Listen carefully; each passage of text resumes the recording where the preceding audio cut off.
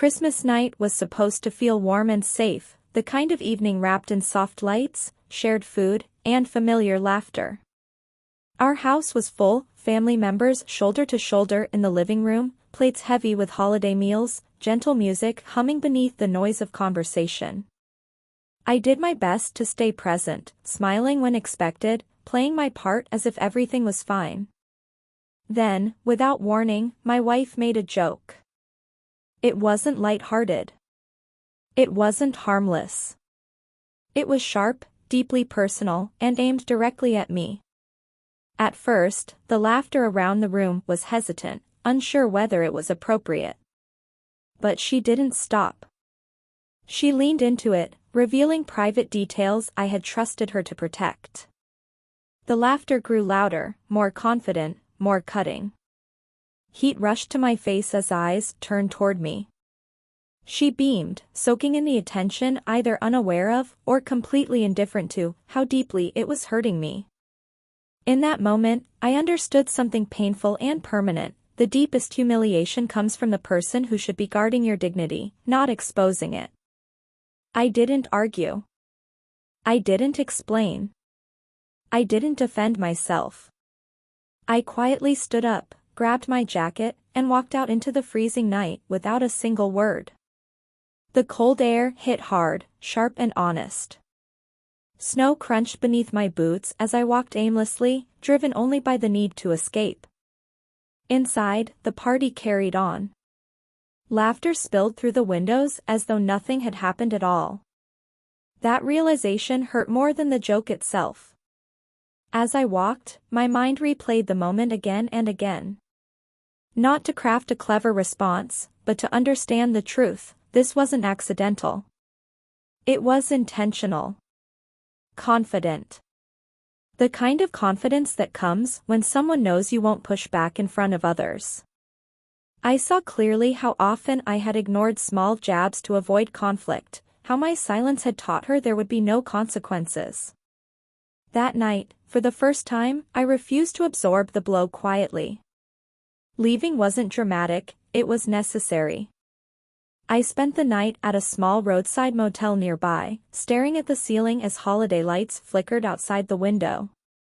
Somewhere between the flashing colors and the hum of passing cars, a new feeling settled in, steady and unfamiliar. Resolve.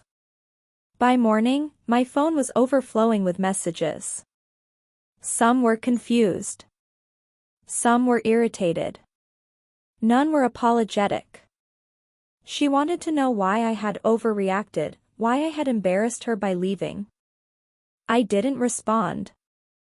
Instead, I watched the sun rise, finally seeing how little space my self-respect had been given in our marriage.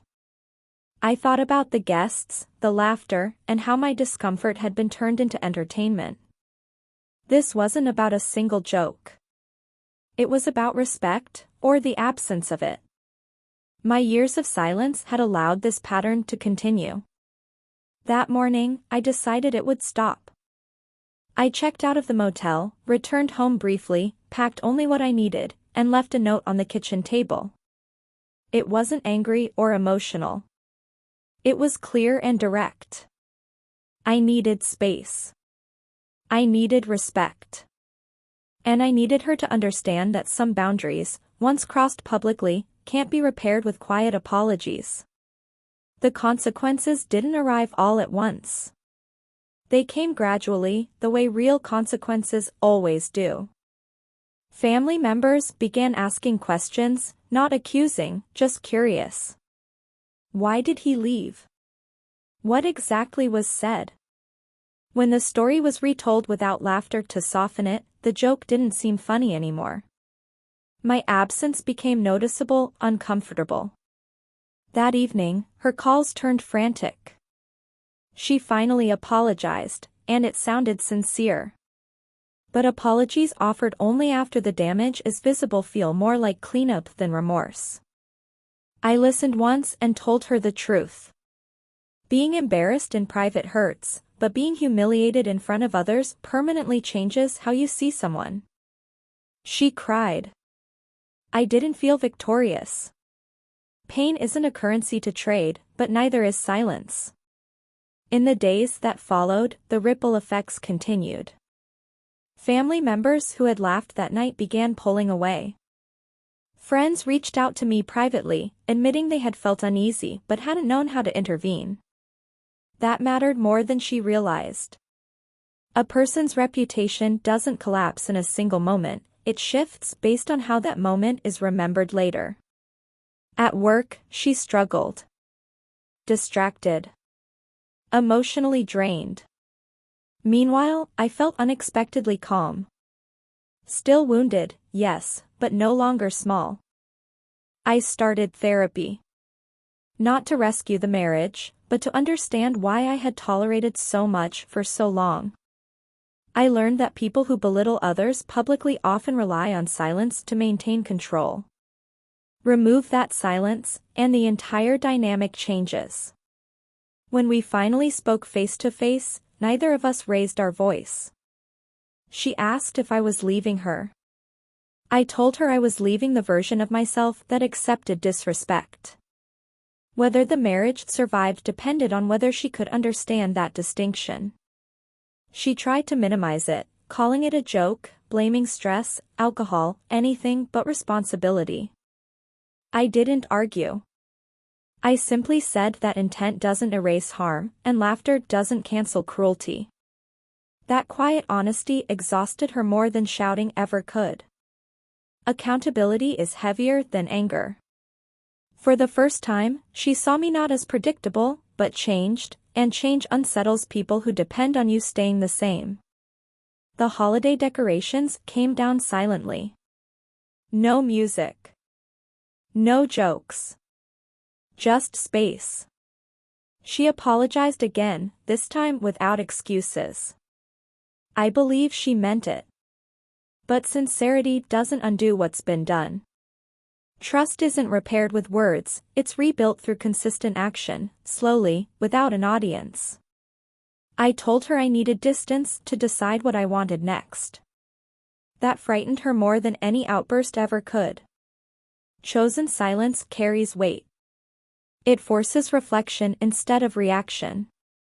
Weeks later, I noticed real changes. She became careful with her words, her tone, what she shared publicly. That shift didn't come solely from fear of losing me. It came from realizing she had already lost something critical, the ability to control the narrative. She could no longer assume I would swallow discomfort to protect her image. That was the price she never expected to pay. Losing the automatic permission to treat me that way. Whether our marriage will fully recover remains uncertain. What is certain is this: I will never trade my self-respect for temporary peace again. That Christmas night taught me that silence isn't always kindness. Sometimes, it's self-abandonment. Walking away was the strongest boundary I had ever drawn, and its impact lasted far longer than any argument could have. By the next day, she understood. The true cost wasn't embarrassment or gossip. It was the loss of certainty, the belief that respect is guaranteed. Once it's broken publicly, it demands real repair, not excuses. I didn't seek revenge. I didn't punish her. I chose myself. And that choice quietly shifted the balance of everything that followed.